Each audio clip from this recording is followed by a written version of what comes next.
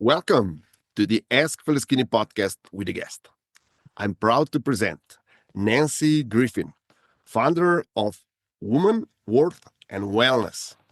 Nancy, welcome to the show. Thanks so much, Peter. I understand your podcast is pretty popular. Thank you for these kind words. I'm doing my best. Um, and I'm really proud that you're the guest on my podcast.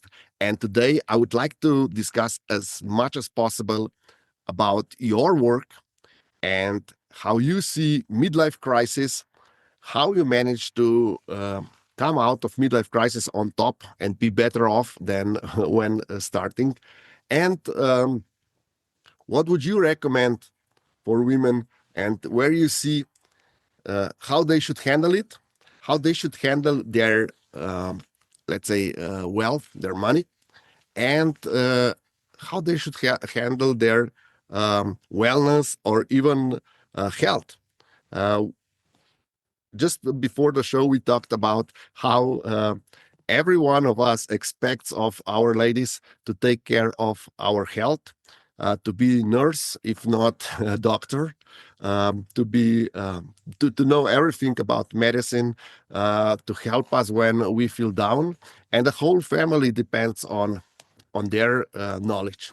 So I would like to know more about that, and if you can share your story a bit so that our listeners can hear about your interesting life and how you came to be what you're representing now.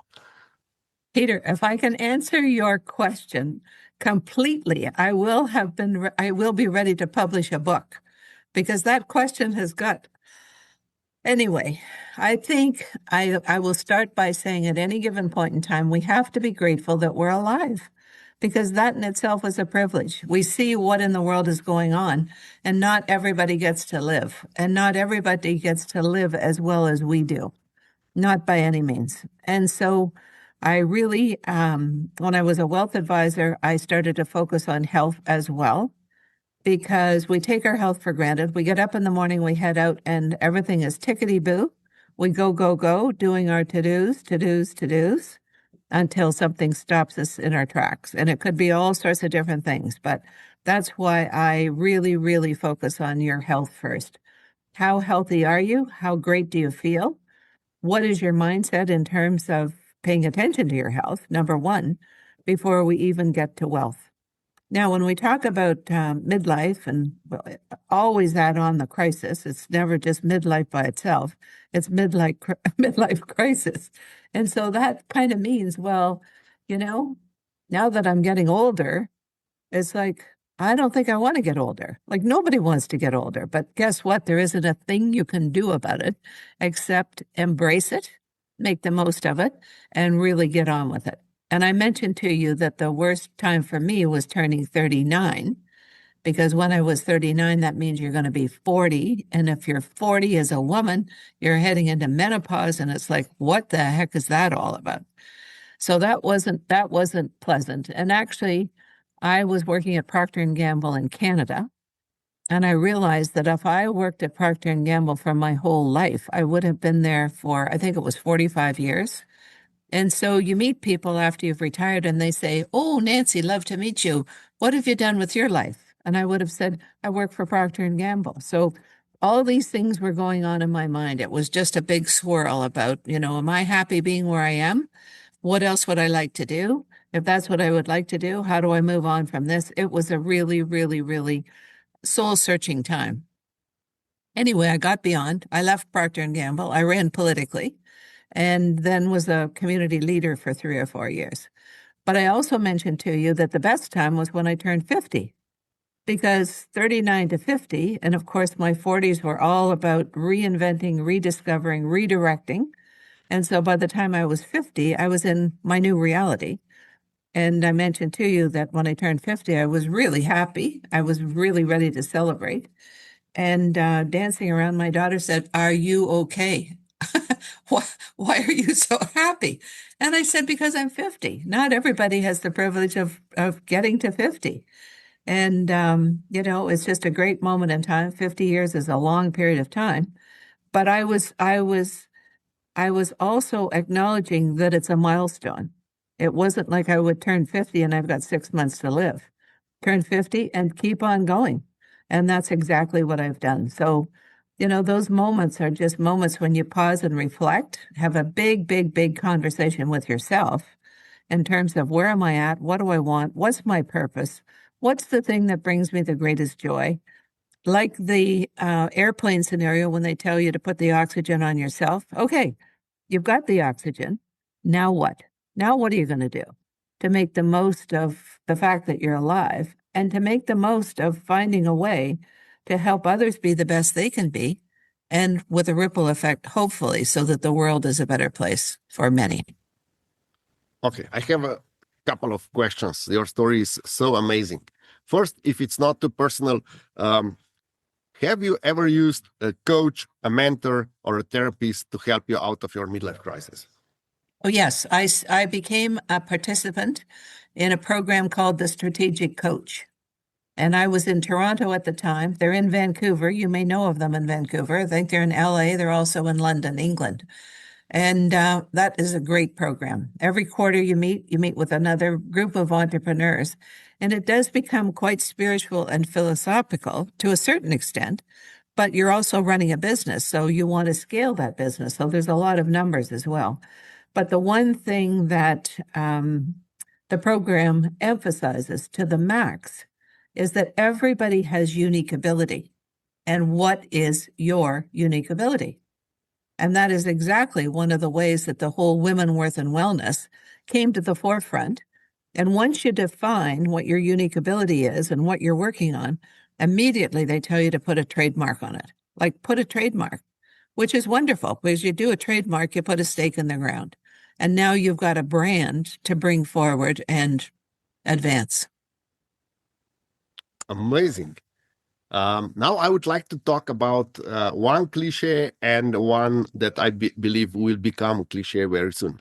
And that is investment in knowledge yields the best dividends.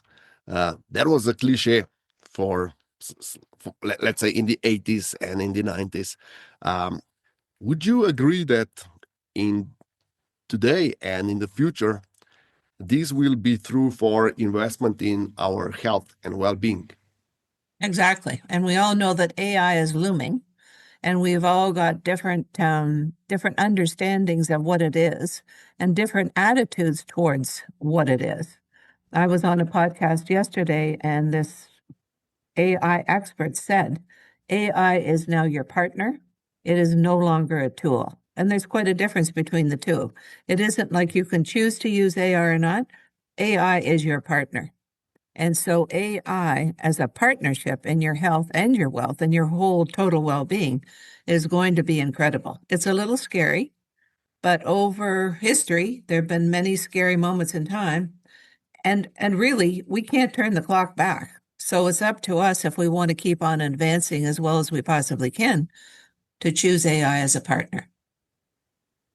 Do you see AI also as an investment opportunity or mainly as a tool to help us improve our lives?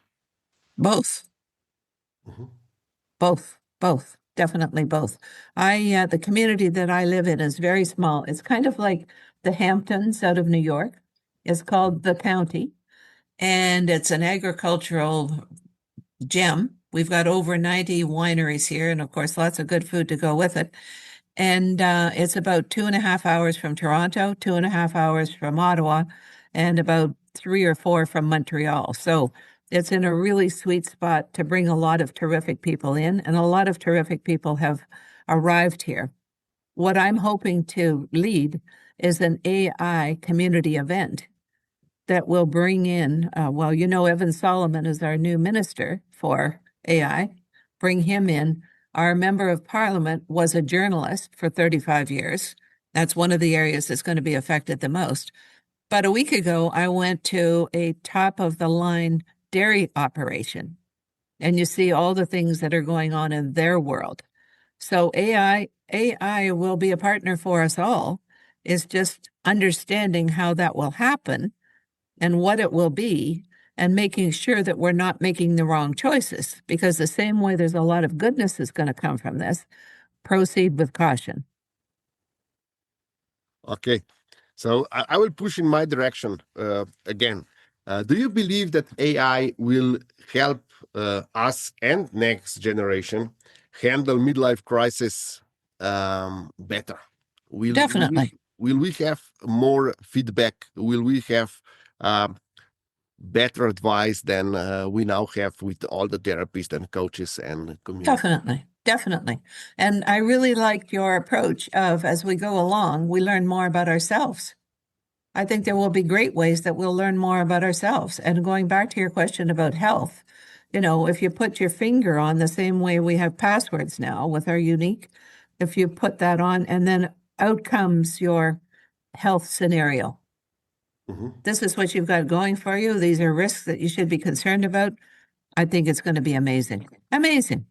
And then the next question is, okay, how are we going to deal with that? Once you know what the status is, how are you going to what are you going to do to accept some of the recommendations that are being made? You better start running 10 marathons a year, Nancy, if you want to live to be 100. I'm being facetious, but those are the sorts of things that we can expect will come from it. Okay, so do you think that motivation and self-control will become easier to obtain than today when we will be using AI more? Motivation and self-control. Those are kind of opposite. Motivation means going forward. Self-control means kind of holding you back. Yep. Again, it comes back to our brain. What are you choosing? Like, what are you choosing? There's the buffet. What are you choosing that is going to make your future better? And if you buy into what's being presented, then you will probably be motivated to move towards. But I guess self-control would be if it's too much of a good thing, are you going to put some brakes on? Or are you going to keep on going? So how will we know where the healthy boundaries are if we're gonna interact with AI all the time? I think our brain will always override AI. Okay. So that's why we need to be healthy. We need to keep our brain healthy Mhm. so we can make critical choices when it's presented to us. What is your opinion on body cognition? How important is our body in our everyday life and in decision making? Is healthy It's body important? it's everything. If we don't have our body, who are we? Really? And that's why you've got to keep your body healthy. We take it for granted. We live in our bodies. We get up in the morning and we head out, and it's like go, go, go, go, go. Your body is your vehicle. Your body is your vehicle. And speaking of vehicle, you look after your car. You make sure your car is insured. You make sure you've got proper protection with tires and weather and, yada, yada, yada. So looking after your body is an excellent first start. Really, really excellent first start. And your body is your whole being. That includes your brain and the way you think, your heart, what you care about. It's huge. How related are wealth and healthy body with, so the healthy body and let's say healthy financial situation? How related Right. are they? Well, you were in the investment business. I was in the investment business. And you know how stressful it can be if people don't understand their whole wealth scenario. And that doesn't mean how much money you have got. It is what is your wealth plan that is meeting your needs, not just today, but going forward into the future. And one of the things that I emphasize constantly is that you're working with a trusted advisor, both for your health as well as for your wealth. And that trusted advisor will give you the guidance that you need to have so that you understand where you're at, what you're doing, what you've got, and why you needn't worry, because that wealth advisor is maximizing everything in your wealth scenario to ensure that it's the best for you today and for the future. Most important. And you know how awful life can be if people are worrying about money, and both in terms of where the markets are, they up and down all over the place. How does that affect me? I'm going to be living on the street. It's like, blah, blah, blah, blah. Worry, worry, worry. Work with a trusted advisor, and they'll make sure you don't need to worry. Okay, that is a good advice. Um, However, a lot of us, and especially when we're going a midlife crisis, um, we become inclined to gamble, to do something, to make money fast, to assume more risk, to feel alive. So, what's your take on that? Because that is integral part of midlife crisis, assuming above average risk and doing stupid stuff. So how can we avoid that? How can we identify that we're doing something wrong? Again, work with a wealth advisor. They'll keep the reins on you. And maybe you've got some money that you haven't told that person you have. And maybe that's your little pocket that you're going to take some risks with. But as a smart person, know what the consequences are of that risk. Really, you must know what the consequences are, because the last thing that you want to have is regrets. So you need to talk to yourself and just say, okay, I've got everything under control over here. I do have this little bit of money that I want to maybe head into crypto or something like that. Okay, that's fair enough. But just make sure that you're not disturbing the base of the wellness plan that you've got in place with your trusted advisor.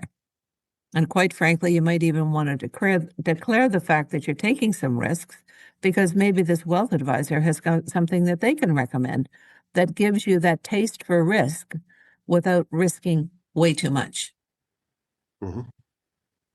So coming back to the healthy body, um, so how can where is the boundary? Where should we be worrying?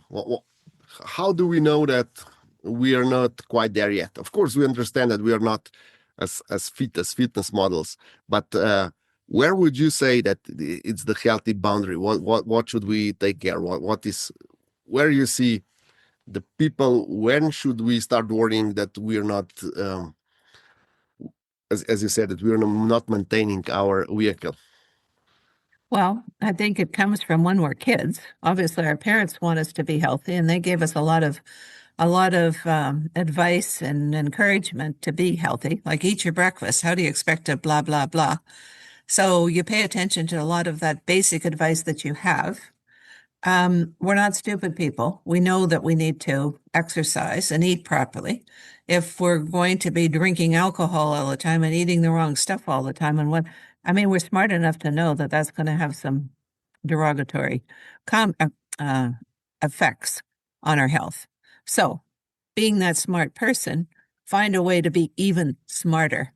And again, I go back to the trusted advisor.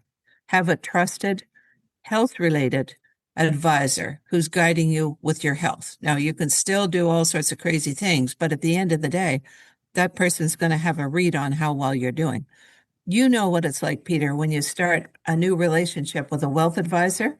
Mhm. They do a complete inventory on your assets and liabilities and investments and so on and so forth. It's know your client. And if you haven't known your client properly and they do something that's out of line, you're at risk of losing your credentials. Same thing in the medical profession. If you go to a new doctor, first thing they do is blood work, because they want to get a handle on what you've just told them. Like, how many drinks do you have a day? None. Okay, that blood work comes back. It seems to me. And so my point is, trusted advisor, really, they're there to help you be your best so you can do your best. And it's just like the oxygen on the airplane. Okay, you've got the oxygen on. Now what? Now what are you going to do in order to be your best and to give your best and to share your best? I yap on all the time about trusted advisors. So I am fortunate enough to have a doctor. And a year ago, you do the blood work, and he said, "Well, Nancy," and I'm very lucky because I'm free from just about everything. I've been very healthy. Anyway, he says, you're kind of getting borderline with cholesterol. And he said, you might think about starting some medication. Okay. As an aside to that is a really good friend who's 5 years older, just had a heart incident, and she was so upset that her doctor had not had that conversation with her. So I'm betwixt and between. He said, Nancy, you're borderline, which means we can go forward with some medication. Or I basically said I would prefer not to go there until I have to. On the other hand, I'm big on prevention. And I said, well, why don't we just wait until the next, assessment? Well, sure enough, the other morning, don't I get a note from the doctor? I've sent a requisition to the lab, go in and get blood work. So we know what this conversation is going to be now. I don't know what the results of the blood work are going to show. Maybe it's the same as last year. Maybe it's worse. Maybe it's better. I don't know. But my point is, that's my trusted health advisor who's on the case. And all he had to do from a year ago, nothing happened in between, was suspense that note to come up a year later and send that to me. Of course, he'll assess the blood results when they come back. And then, so it doesn't take much, but get yourself in the loop so that you have that support that will help you be your best so you can do your best. None of us does our own dental work. I don't think. Do you do your own dental work? No, not yet. So that's my point. Work with trusted advisor to help you be your best. Mhm. Okay, so if I understand correctly, midlife can be really tough, but if you have an advisor, you will get out alive. Now, I would like to discuss a bit about gender differences in midlife and how you see, because you're specialized in women, how you see the difference between men and women. You were working in, let's say, male-dominated profession, uh, wealth advisors. How do you see where are the shortcomings? We had a brief conversation before the recording, and you said a lot of tests just consider women to be the same as men or be a bit smaller than men, and that's it. And the heart disease and everything is just considered like that. They don't go into details because they. So the current situation is still that the differences are not maybe not perceived, but they people don't even care about differences because we are so deep in the narrative that we are all equal and same. Well, for women, we know about menopause, and that just kind of comes over like, yikes. Anyway, I recently did a whole presentation on menopause. Mhm. And of course, I remember, and I included this in the presentation because my husband said, it's not all about you.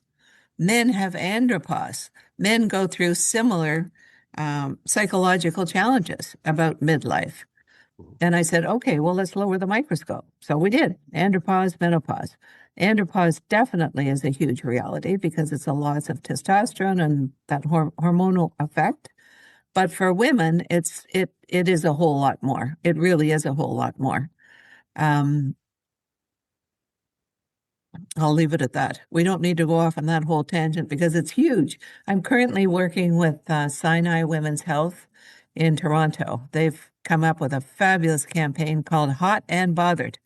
And they're encouraging people to raise money by doing cold plunges. And of Okay. course, now they're on to 2.0 because they're doing a whole investment into women's health. It's also something that Melinda French Gates has just set aside $100 million for research into women's health. So, and I did a presentation to a bunch of wealth advisors, who were mostly men. And this one man said, oh my goodness, he said, I thought it was just night sweats. It's a whole lot more. I said, if you want to have a lot, he said, I'm in an age 55 plus community. I said, if you want to have a lot of fun, sometime when you're at a cocktail reception, just say, let's talk about menopause. You will be amazed at the stories that you'll hear because women won't talk about them. Like you just don't talk about it. But once they start sharing their stories, you'll be amazed. Okay, so can we move about a bit in the wealth sector? Yes, of course. How is the midlife different for men and women? Where do you see the main difference? What happens for men and what happens for women? Where do you see that uh, that the generic advice is not good for both genders?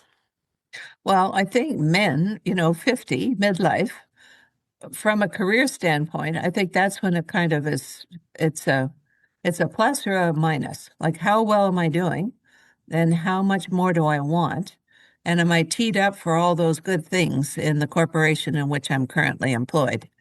Um, or not? And maybe that's when you decide you want to be an entrepreneur, but that there's a real showstopper. I think for women, midlife is, I know my longevity is greater than my partner's, assuming your partner's a male. And am I going to be okay or am I going to be a bag lady? And so you're really paying attention to the fact of the matter is you've come this far, but on the other hand, you've still got a long way to go.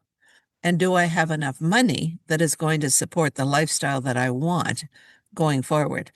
I'd really like to retire now, but I can't afford to retire now because in retirement, I'm going to have a lot of years. So it just depends on what your scenario is and where you are and what you're doing, that you're taking a look at the number of dollars that you have currently and the number of dollars that you think that you will need.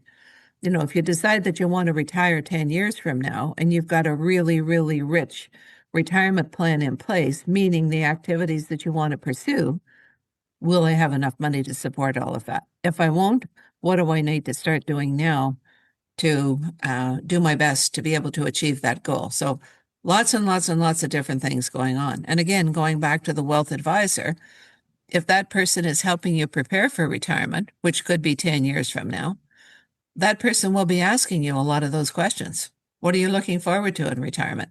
What about your kids? Is that something that you feel you need to be setting some dollars aside to support? All sorts of questions to maximize the amount of wealth that you do have so that it can meet your goals.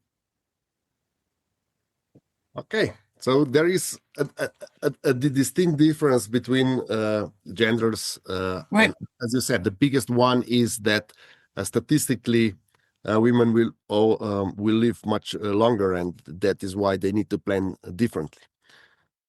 So, before we conclude this podcast, is there anything that you would like our listeners to take from this podcast? What is the most important that they should know if they want to resolve their midlife crisis? Okay, number one, your life is a privilege and treat it that way. And number two, you are your greatest asset. So any asset that you own, you treat it well. So really, really, really make yourself a priority and never feel guilty making yourself the priority. I mean, obviously, you're going to continue to assume or to look after all of the responsibilities you've assumed, but take some time for yourself. Really, really, really take some time for yourself.